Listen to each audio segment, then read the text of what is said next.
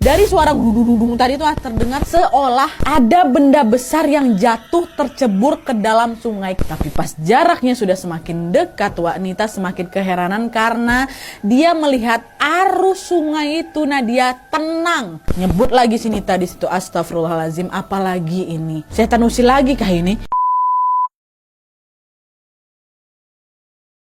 Hai, wassalamualaikum warahmatullahi wabarakatuh. Terima kasih sudah klik video ini. Oke, jadi sekarang udah masuk malam Jumat lagi, ya kan, itu tandanya aku hadir kembali menemani kalian dengan membawakan satu kisah horor Wawa yang tanpa terasa malam ini udah sampai di part 152. Nah, kisah horor yang akan aku sampaikan ke kalian ini bercerita tentang sepasang suami istri yang mendapatkan gangguan mistis selama tinggal di sebuah rumah kontrakan lagi nih. Tapi gangguan yang mereka alami ini sebenarnya bukan penampakan menyeramkan macam di KW-KW sebelumnya, enggak, melainkan gangguan yang mereka alami adalah berupa gangguan serangkaian peristiwa memilukan yang sangat-sangat menyayat hati. Dimana pada saat itu Wawa kita ini beberapa kali dinyatakan positif hamil, tapi entah kenapa selalu ada aja yang mengganggu kehamilannya itu, Sampai akhirnya mereka berdua ini mendapatkan informasi mencengangkan yang mengatakan bahwa gangguan tersebut konon ada kaitannya dengan rumah kontrakan yang sedang mereka tempati ini. Penasaran sama kisah selengkapnya kan? Jadi tanpa berlama-lama kita langsung masuk aja ke ceritanya ya. Check it out.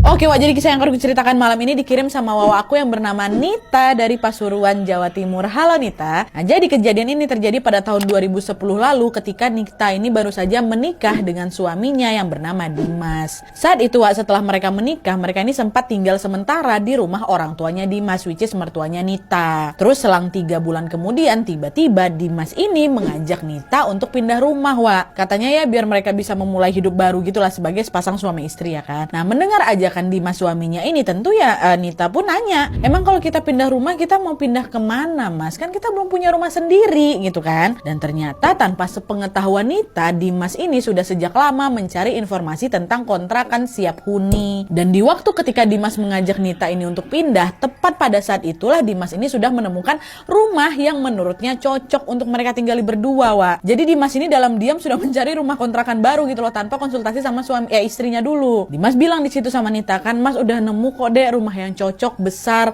dan lokasinya juga nggak jauh kok dari rumah mama, katanya. Jadi walaupun kita nanti udah tinggal berdua aja, kita masih bisa jengukin orang tua karena memang kan jaraknya deket, kata si Mas Dimas. Sebetulnya Nita ini belum pernah melihat rumah yang akan mereka tinggali ini secara langsung, karena kan selama ini Dimas yang nyari informasi kontrakan ini sendirian kan, Tapi karena pada saat itu Nita melihat Dimas ini sangat antusias mengajaknya pindah rumah, akhirnya Nita pun ya udah cuma bisa mengiyakan lah, dia turut sama suaminya. Dah tuh kan, singkat cerita Nita sama Dimas pun akhirnya pindahlah itu ke kontrakan baru ini. Dan ketika Nita akhirnya melihat rumah tersebut, ternyata kondisinya memang persis seperti yang dikatakan sama Dimas kemarin, Lokasi rumah kontrakan ini memang tidak jauh dari rumah mertuanya, masih satu kawasan gitulah. Hanya saja yang berbeda adalah rumah mertuanya itu terletak tepat di jalan raya, di pinggir jalan raya, sedangkan kontrakan baru mereka ini berada menyendiri di paling ujung gang. Dan nyampe di rumah itu, tepat di samping rumah itu ada rimbunan pohon bambu. Pohon bambu nih yang lebat tuh, ya kan? Sekeliling rumah itu masih dipenuhi oleh ladang dan juga kebun. Serta di bagian belakang rumah ada sebuah sungai yang berukuran cukup lebar, dan di seberang sungai itu ada makam kuno, yang tembok pembatas makam tuh hampir roboh gara-gara apa? Udah temakan usia. Lapuk apa itu tembok tuh. Jadi ini rumah dia, belakangnya ada sungai, ini makam kuno tuh. Ya, terbayang ya. Nah, ketika Nita pertama kali datang ke sana, kesan pertama yang dia rasakan apa, Suasana di sekitar rumah itu menyeramkan kali. Nah, dia nggak ada enak-enak. Sebelah ya bambu panjang-panjang, lebat-lebat, belakangnya sungai, seberangnya sana makam, kan mana pula itu bisa kita bilang suasana menyenangkan, Tapi meski Nita ini merasa suasananya menyeramkan, dia tetap dibuat kagum dengan bentuk bangunan rumahnya nih. Kenapa? Karena rumahnya itu ternyata berukuran sangat besar, dan juga tinggi. Hal itulah yang membuat rumah ini tampak lebih mencolok dibanding rumah-rumah yang lain. Nita bilang, setengah bagian rumah itu mulai dari teras depan, lantainya ini udah pakai keramik, Tapi bagian dapur sampai ke belakang masih beralaskan tanah. Jadi depan sampai mungkin ruang tengah atau perbatasan dapur tuh keramik, sisa dapur ke belakang masih alas tanah. Dan antara bagian yang berkeramik dengan yang beralaskan tanah itu dibatasi oleh sebuah pintu yang besar, kata Nita. Terbayang ya, Wak? Pokoknya kalau dilihat sekilas rumah itu ya tampak bagus juga. Hanya ada satu aja keanehan lainnya di sana, yaitu di rumah tersebut cuman ada satu kamar mandi yang berada di luar bagian bangunan utama. Jadi kamar mandinya itu terpisah, Wak. Dan itu di mana? Di teras belakang dekat sungai itu. Lah tuh macam mana dapat rumah itu udah dibayar sama lakinya kan, nggak mungkin dia nggak mau. Dah akhirnya Nita sama Dimas pun mulailah Wak tinggal bersama-sama di rumah kontrakan itu. Perlahan-lahan mereka sudah mulai merasa nyaman sampai akhirnya seminggu setelah mereka pindah, Nita mulai mengalami sesuatu yang menyeramkan di situ. Baru 1 minggu tinggal tuh. Jadi ceritanya malam itu nih, Wak ya. Nita nih lagi sendirian di rumah, lakinya belum balik.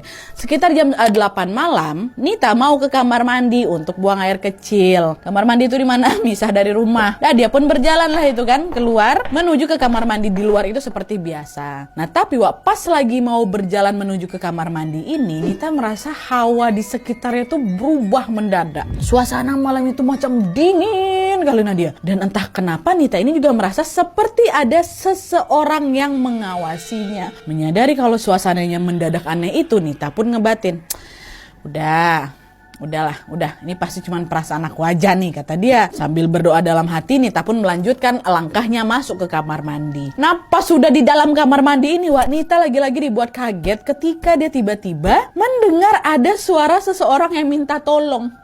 Suaranya terdengar samar, nah dia lirih memilukan kali suaranya, tapi jelas, tolong.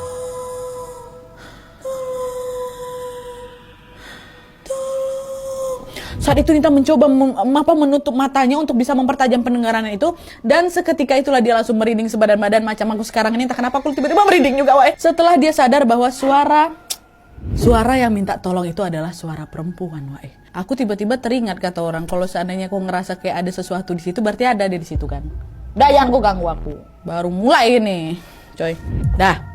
Dengar tuh ada suara orang minta tolong, suara perempuan pula. Nita bilang, Wak, suaranya berasal dari sungai. Kan pas kali sungai ada di belakang tuh. Alhasil setelah buang air kecil itu selesai, Nita pun langsung lah itu buru-buru keluar kamar mandi dan betulan melihat ke arah sungai, Wak. Waktu itu Nita khawatir kalau suara teriakan itu memang berasal dari suara orang yang lagi hanyut di sungai ini. Tapi ketika Nita memperhatikan ke arah sungai, Wak, ternyata dia tidak melihat apa-apa di sana. Bahkan Nadia, arus sungai itu tampak tenang.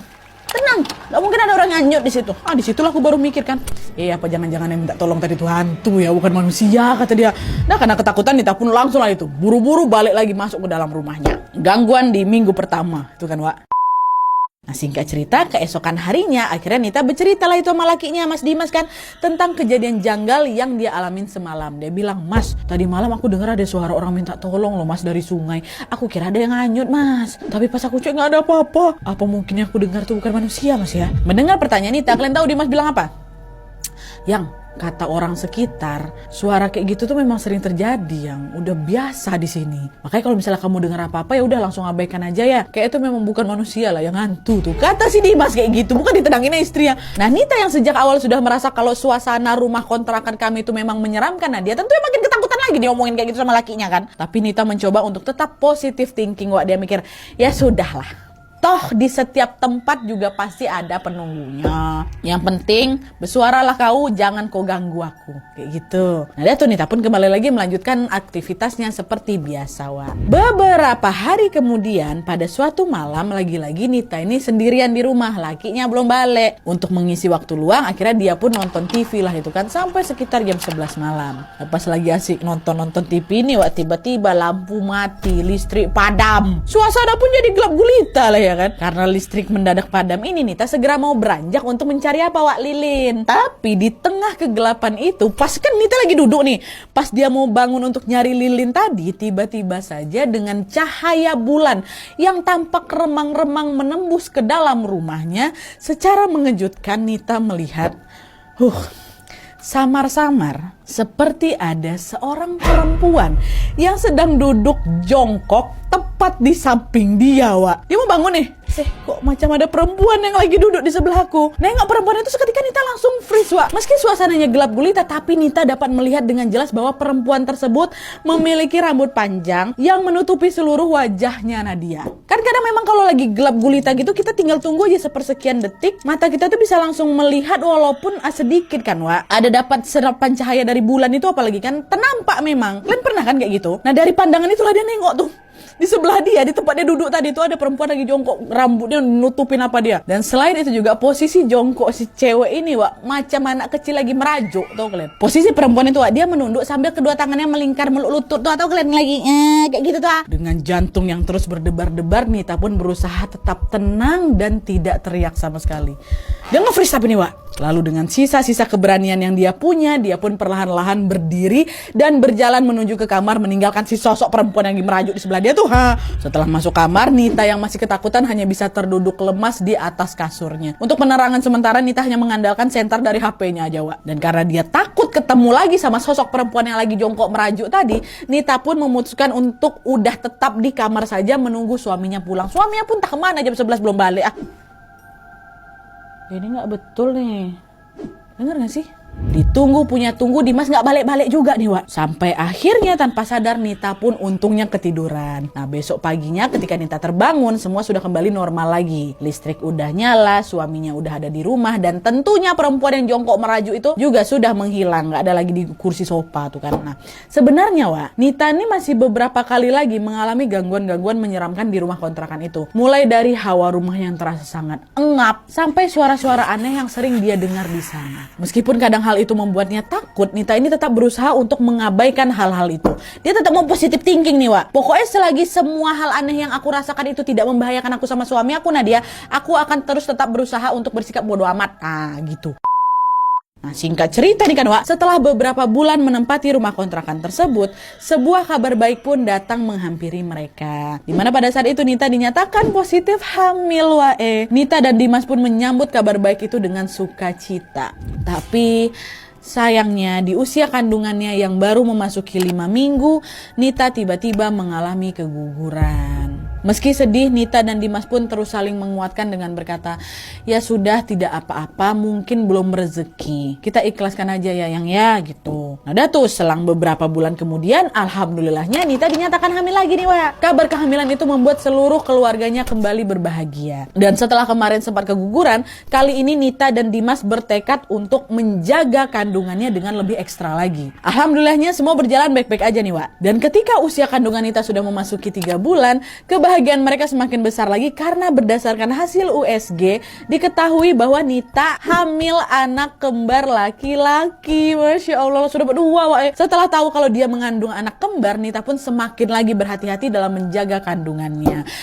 Sampai akhirnya pada suatu malam secara mengejutkan sesuatu yang janggal kembali terjadi di rumah mereka, Wak. Jadi ceritanya hari itu sekitar jam 9 malam ya, Nat ya. Nita ini mau buang sampah ke bak pembuangan sampah yang memang berada di belakang rumah, Wak. Ingat kalian tadi aku bilang apa? Kalau di bagian belakang rumahnya itu kan ada sungai. Yang di seberangnya ada apa? Makam kuno ya kan. Nah, pas si Nita ini lagi buang sampah itu, Wak, tiba-tiba Nita dikejutkan dengan suara. Seperti ada benda yang macam besar kali itu. Nah, dia lagi menggelinding dari arah makam tuh. Tuh kalian macam suara apa ya, macam ada suara tapi ngelinding macam suara batu besar menggelinding tuh. Nita yang kaget berusaha untuk memfokuskan pandangannya ke arah makam, Wak. Tapi makin aku perhatikan, ya makin aku tahu nggak ada apa-apa di sana. Ya udah cuma sepi gelap seperti biasa aja. Nah, tapi anehnya, Wak, suara benda menggelinding itu masih belum hilang juga dan malah makin berisik. Jung, tuh ada tuh, tapi makin aku tengok nggak ada apa-apa di perasaan. Nah, nggak lama kemudian Nita semakin kaget lagi ketika dari suara dudung tadi itu terdengar seolah ada benda besar yang jatuh tercebur ke dalam sungai. Kebayang nggak kalian? Jadi kayak biar masuk air biur gitu kan? Biar kayak gitu. Aduh, tolonglah editor, perbaiki ucapan aku. Terbayanglah pokoknya kalian kan. Jadi makin panik lagi si Nita nih, Wak. Nita pun langsung lah itu berlari pula. Dia mendekati ke arah sungai itu kan untuk melihat apa yang sebenarnya jatuh tadi. Dia masih takut itu orang yang terjatuh, Wak. Tapi pas jaraknya sudah semakin dekat, Wak, Nita semakin keheranan karena dia melihat arus sungai itu. Nah, dia tenang. Padahal kalau memang ada benda yang tercebur, harusnya kan air sungai itu beriak-riak kan, Wak, macam mengombak gitu kan. Ini enggak. Tenang. Nyebut lagi si Nita di situ, astagfirullahalazim, apalagi ini? Setan usil lagi kah ini? Di tengah rasa terkejutnya itu, seketika Nita langsung teringat dengan bayi di dalam kandungannya. Dia khawatir bayinya kenapa-napa lah, Wak. Alhasil Nita pun langsung cabut nih, pergi dia masuk ke dalam rumah sebelum hal-hal menyeramkan lain kembali terjadi.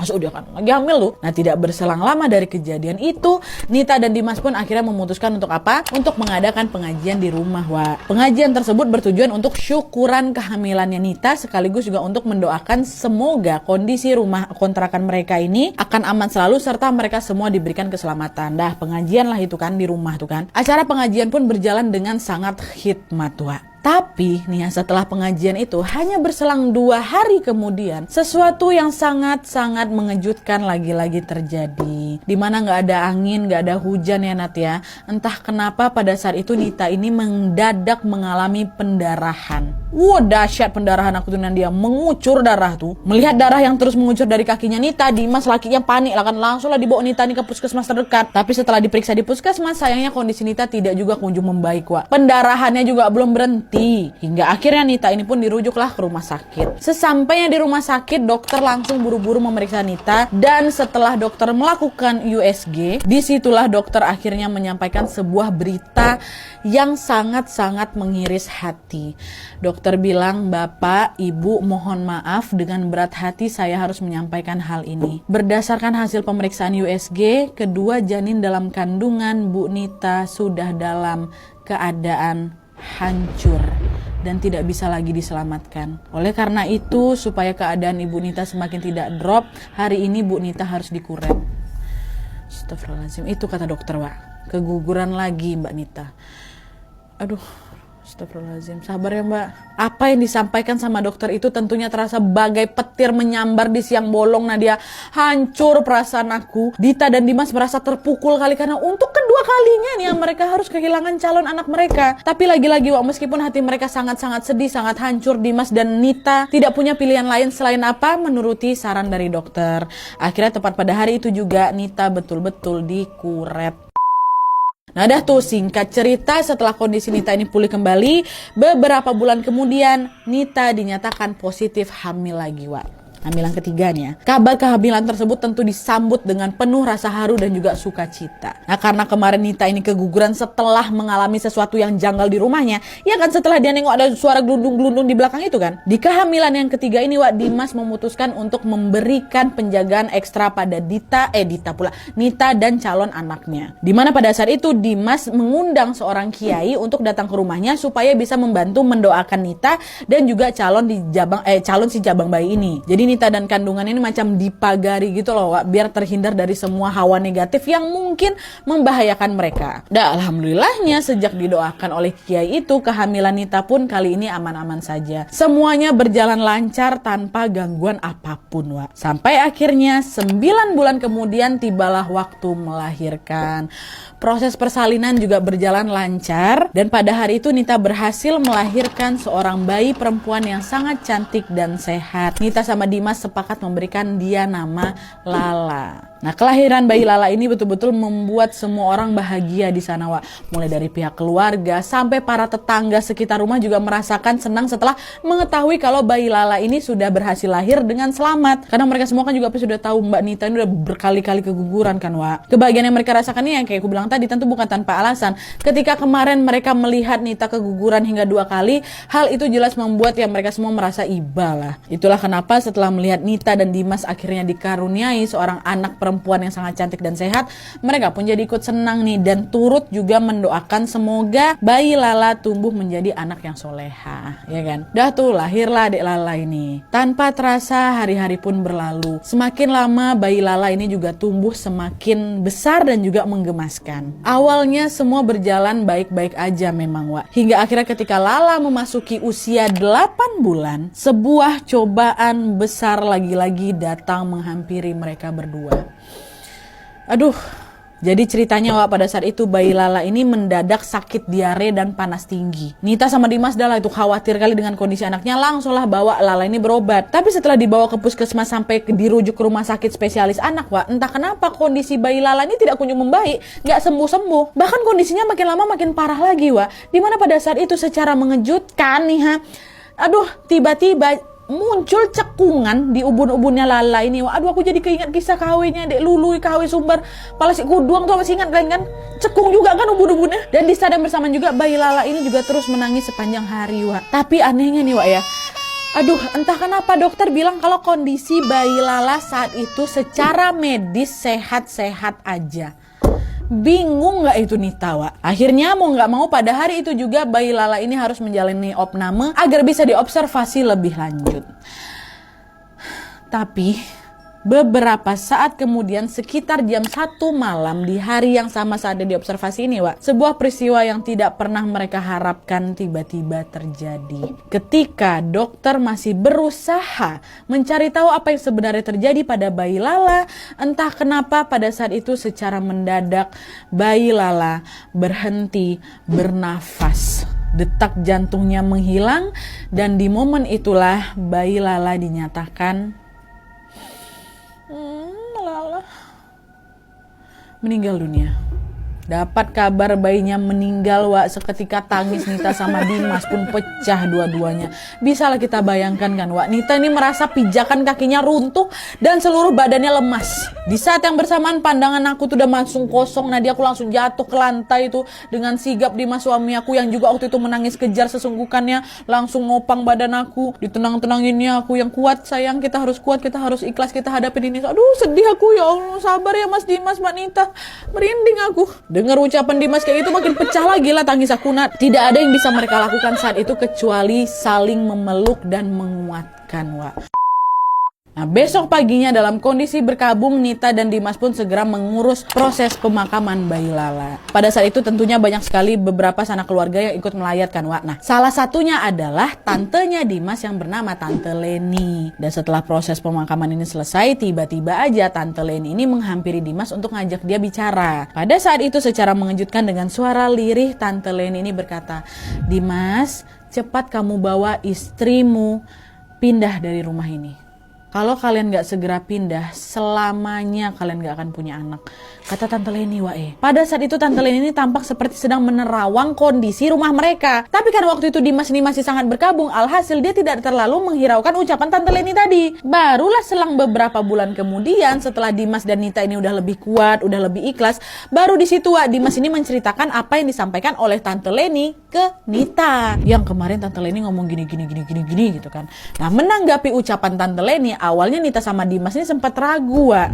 Apa betul kejadian keguguran yang dialami Nita dan meninggalnya bayi Lala kemarin ini ada hubungannya dengan rumah kontrakan ini? Masa sih sampai segitunya gitu loh? Meski tidak sepenuhnya percaya, Nita sama Dimas akhirnya sepakat untuk mencari tahu tentang asal-usul rumah yang mereka kontrakin itu. Jadi mereka tuh memang dari awal nggak pernah seuzon ke rumah itu, Wak. Masa sih Nat sampai segitunya makhluk-makhluk di sana bisa mempengaruhi keguguran aku, Wak? Kayak gitu, Wak, pertama-tamanya. Barulah setelah di-trigger sama si Tante Leni ini, mereka jadi berpikir, baru dari situ mereka cari asal-usul rumah ini. Dan langsung lah, Wak, mereka memutuskan untuk nanya langsung ke anak pemilik kontrakan itu.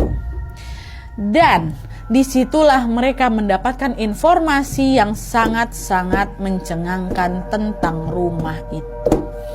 Dimana konon katanya bertahun-tahun lalu rumah itu adalah rumahnya seorang dukun. dukun. Dan katanya juga proses pembangunan rumah ini juga dilakukan dengan ritual-ritual mistis seperti menanam kembang 7 rupa dan juga menanam tulang ayam kampung hitam di dalam pondasi rumah itu. Dan setelah rumah ini jadi, tidak lama kemudian istri dukun itu mendadak meninggal dunia, Wak. Dan selain itu juga kalau kalian ingat nih, Wak, di awal tadi aku cerita apa? Sebagian rumah ada yang udah di keramik dan sebagiannya lagi kan beralaskan tanah tuh kan. Nah, ternyata, Wak, banyak yang percaya kalau tepat di perbatasan lantai keramik sama lantai tanah itu ada portal goib yang terhubung kemana? Ke kerajaan jin. Anak pemilik kontrakan itu bilang kalau kerajaan jin yang ada di belakang rumah itu nggak bisa dipindah lagi. Karena apa? Karena mereka ini sudah sejak lama menghuni di situ. Dan yang lebih seramnya lagi adalah usut punya usut, jin-jin yang ada di kerajaan itu sangat suka dengan anak-anak kecil yang masih wangi.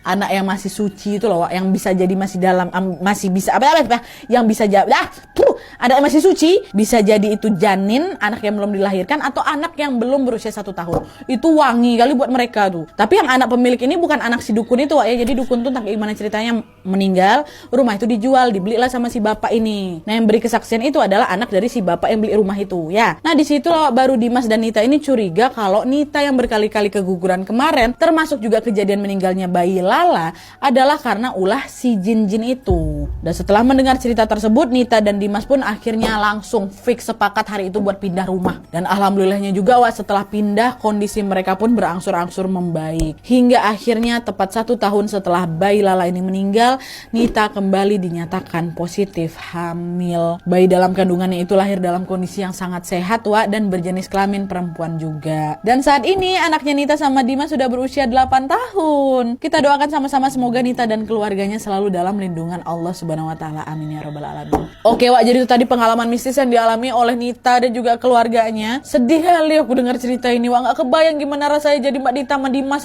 yang berkali-kali harus kehilangan anak mereka. Na'udzubillah min dzalik. Tentu kita percaya bahwa segala sesuatu yang ada dalam hidup ini pastinya terjadi atas kehendak Allah Subhanahu wa taala kan, Wak. Tapi kita juga sama-sama tahu bahwa sebagai manusia kita pun diperintahkan untuk berikhtiar. Nah, keputusan Nita dan Dimas yang memilih untuk pindah dari rumah kontrakan lamanya ini juga pasti merupakan bentuk ikhtiar dari mereka. Dan alhamdulillahnya benar kan, Wak, setelah melewati banyak sekali kejadian dan juga cobaan yang sangat menyedihkan, mereka akhirnya bisa mendapatkan kebahagiaan dengan hadirnya seorang anak yang sehat dan juga pintar. Dan sebelum aku tutup video ini, aku juga menyampaikan satu informasi. Ingatkan kalian tadi di awal aku cerita kalau pada suatu malam kan Nita ini pernah dengar ada suara orang minta tolong dari arah sungai, ada suara gresek-gresek itu dari belakang makam tuh kan. Nah, mengenai hal tersebut, Wak, ayah mertuanya Nita sempat cerita kalau suara teriakan minta tolong itu konon katanya berasal dari korban-korban yang pernah hanyut di sungai itu, Wak. Jadi katanya nggak jauh dari lokasi sungai itu memang ada macam pondok pesantren, tapi entah kenapa sejak dulu banyak kali katanya santri-santri pesantren yang hanyut meninggal di sungai itu waktu entah lagi main, entah nggak sengaja terjatuh kayak gitu. Bahkan banyak juga beberapa jasadnya yang ditemukan dari jarak yang sangat jauh dari tempat pertama kali mereka hanyut. Nah, karena sungai itu melewati belakang rumahnya Nita, berarti kalau misalnya ada korban yang hanyut, otomatis korban ini juga akan lewat di belakang rumahnya Nita itu kan, Wak. Itulah kenapa waktu malam-malam Nita di belakang itu dengar suara minta tolong, kata itu suara goibnya mereka. Tapi penyebab kenapa ada banyak santri yang hanyut dan meninggal di sana, Nita juga nggak tahu pasti nih, Wak. Apakah ada hubungannya dengan kerajaan jin di belakang rumah Nita itu atau mungkin ada alasan lain, nggak tahu, wallahu alam. Yang jelas kita doakan sama-sama di sini semoga seluruh korban yang pernah tewas, pernah hanyut di sana mendapatkan tempat terbaik di sisi Allah Subhanahu wa taala.